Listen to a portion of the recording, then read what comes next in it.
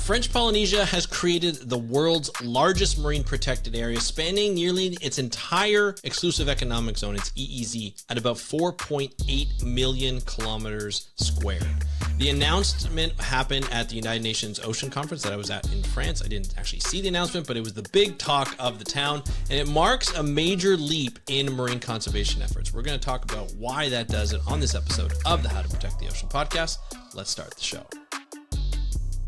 Hey everybody, welcome back to another exciting episode of the How to Protect the Ocean podcast. I'm your host, Andrew Lewin. And this is the podcast where you find out what's happening with the ocean, how you can speak up for the ocean, what you can do to live for a better ocean by taking action. On today's episode, we're going to be talking about the world's largest marine protected area. That's French Polynesia. They protected 4.8 million square kilometers, and it's huge. And we're going to talk about why that's happening and the significance of it and what's actually in the details of an MPA, because a lot of times we talk about marine protected areas, MPAs, and a lot of times they end up being paper parks. They're just for show and they don't really protect much, or they get protected for a little bit and then they get rescinded. Some of it gets rescinded to opening up to fishing, or there are some marine protected areas like in the UK that allow bottom trawling, which isn't helping the recovery of fishery species. So there's a lot to talk about here. We're going to get into it, but before we do, I just wanted to let you know, have you ever felt like you want to connect to ocean conservation a little bit more? Listening to this podcast sometimes helps, but sometimes you feel like you want to do more. I want you to think about joining our community at the Undertow.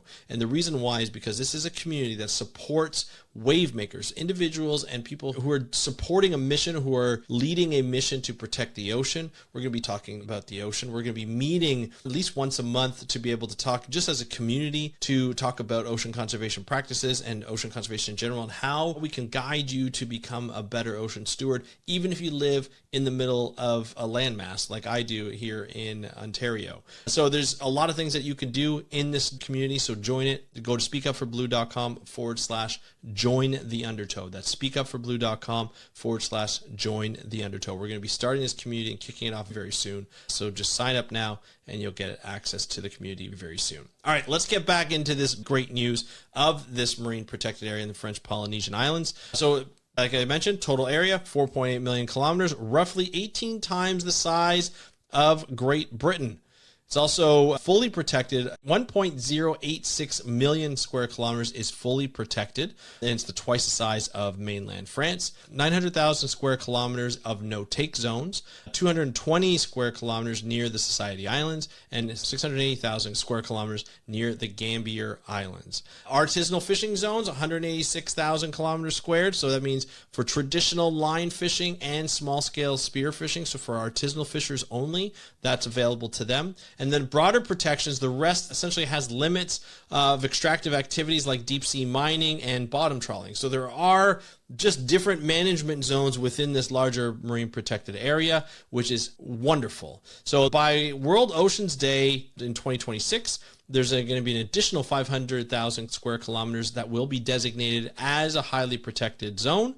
And then this gradual rollout just shows that commitment to ramping up protection over time. So this is how it works, really, when you start putting together a marine protected area and you do it properly like this one seems to have been done. You include people right from the beginning. So you include the people whose the water is important, the coastline is important to them from a cultural perspective, plus from a fishing perspective, from a community perspective. You also include like government entities, you include conservation organizations, you include scientists and other experts and traditional experts as well as part of that culture, and you all talk together right from the beginning. And it may not be a smooth sailing kind of process. There's going to be conflict. There's going to be arguments. There's going to be times where you may not agree and people are going to have to compromise. Each side of every little thing, of every ocean user is going to have to compromise. But when you do it properly and you set aside enough zones for everybody and you are able to make sure that this marine protected area is going to do its job, it's not just going to be the world's largest marine protected area, but it's going to be the world's largest functional and successful marine protected area. That's what you shoot for. And to me, right off of this article that I saw in Manga Bay News, this looks like this marine protected area is starting off right with the promise of an additional 500,000 square kilometer protection designated as highly protected in 2026, only a year later. Now, there's a lot to go into this, but this is really great. The president, Motea, I think I'm pronouncing it properly, Mote maybe, Brotherson, emphasized ancestral stewardship and alignment with IUCN standards, so they're following all the protocols. Phil Aguilar, IUCN DG, praised it as globally significant, spotlighting how small island nations can lead in sustainability.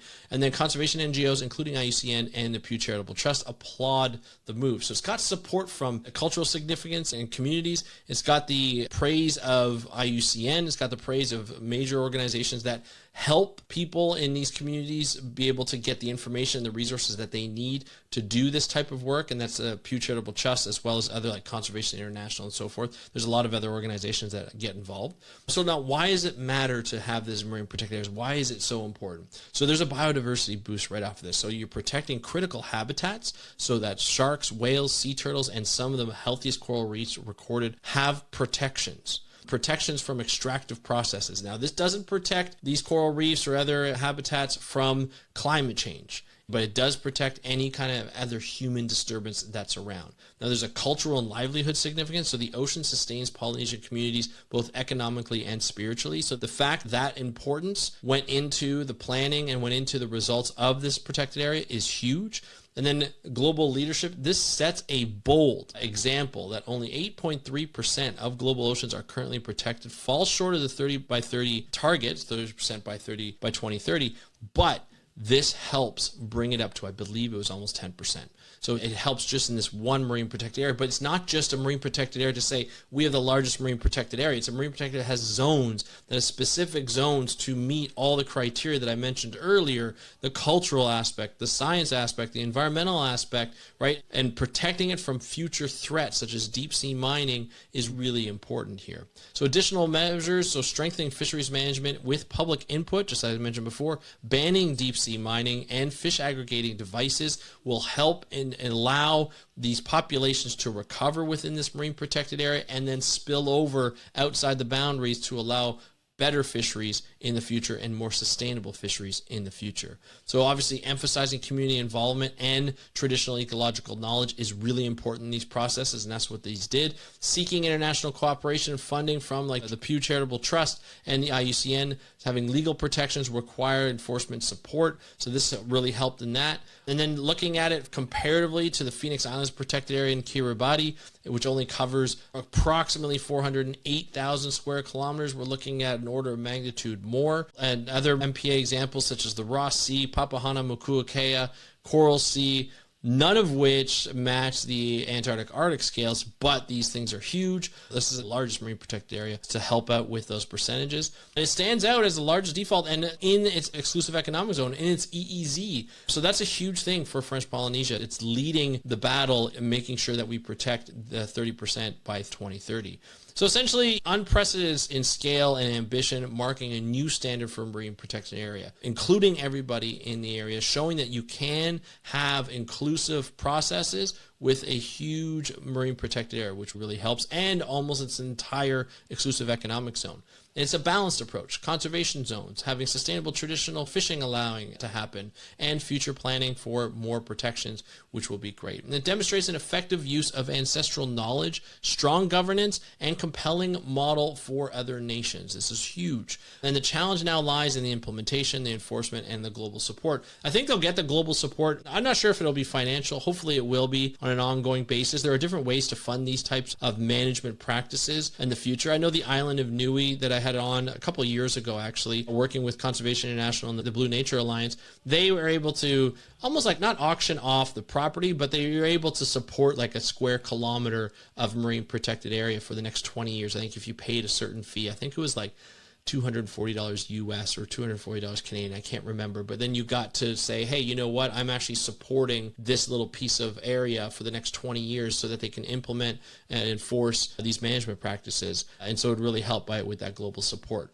which I thought was great. So I think this is really important. Just imagine protecting nearly 5 million square kilometers of oceans properly. and it's not considered a paper park, or it probably won't be considered a paper park. I hope it's not. So I think this is really great. There's a lot of work that needs to be done in creating more marine protected areas, whether they be large, whether they be small, whether they be a network of marine protected areas. There's a lot more that we have to do. We still have 20% more to reach the 30 by 30. And of course, we need to think beyond that. We need to think about nearshore conservation. We need to think about offshore conservation. We need to think a lot more in making sure that the marine protected areas that we do have are not just paper parks, they get implemented with better management practices. So there's always work to be done. Make sure you follow this podcast wherever you listen to your podcast, whether it's be on YouTube, Apple Podcasts, Spotify, whether it's been anywhere. Make sure you tune in to hear more about ocean news like this. And if you want to join the Undertow, please do so. Go to speakupforblue.com/join the Undertow. Be part of our community, be part of the ocean community, and help guide you to being a better ocean steward,